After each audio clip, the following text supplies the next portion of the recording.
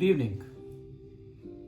On January 15th, 2009, Captain Sully Sullenberger took off from New York City in his Airbus A320 with over 150 passengers and crew on board. Soon, his flight plans started unraveling. The large plane took bird hits in both engines, and he lost motive power. He was directed to turn around and approach an airport in New York City. Sullenberger did something very unusual. He decided that he could not navigate his plane to an airport. He just did not have the power or the height to do so, and chose to land his plane on the Hudson River in the wintry fog of New York. And so was born the miracle of the Hudson. Sullenberger showed that you can be intuitive, you can follow a different path and achieve success. And so is the story for leaders. But this talk is not entirely about Sully Sullenberger.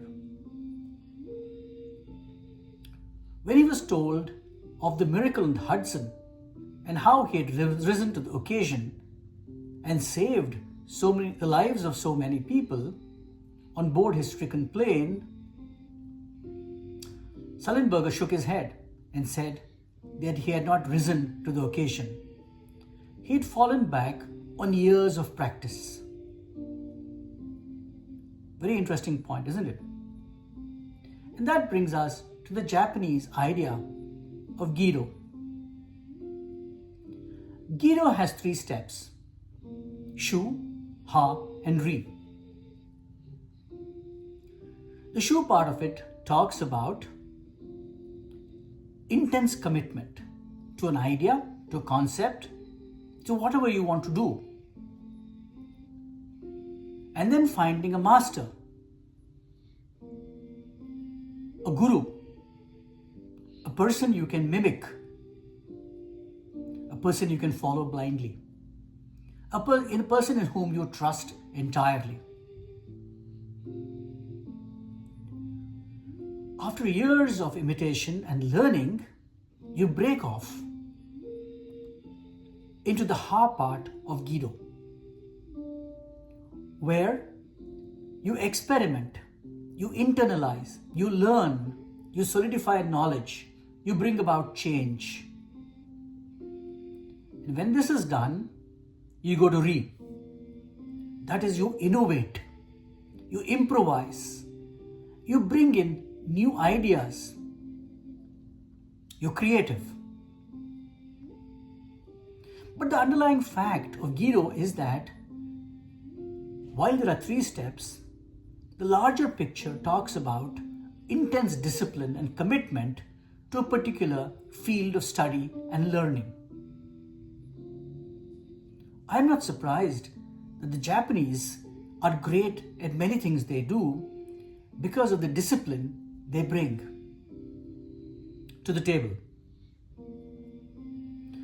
Patanjali in his Yoga Sutras says that leadership stems from quietening of the mind, from avoiding the random fluctuations that go through our mind. And Captain Sullenberger says that in the moment of crisis, his mind was calm. It fell back on 40 years of discipline and practice. 40 years of reading, observing, going through simulators and simulations, and real flying in difficult conditions, both within the United States Air Force as well as flying commercial planes. So it's a great idea for leaders to practice Geido. And to summarize, maybe we can touch upon 2 things. One is the commitment to a cause. Two is the discipline and finding a right person to mimic or shadow. Three is gradual experimentation and innovation. And four is coming up with your own creative ideas to develop a personal brand.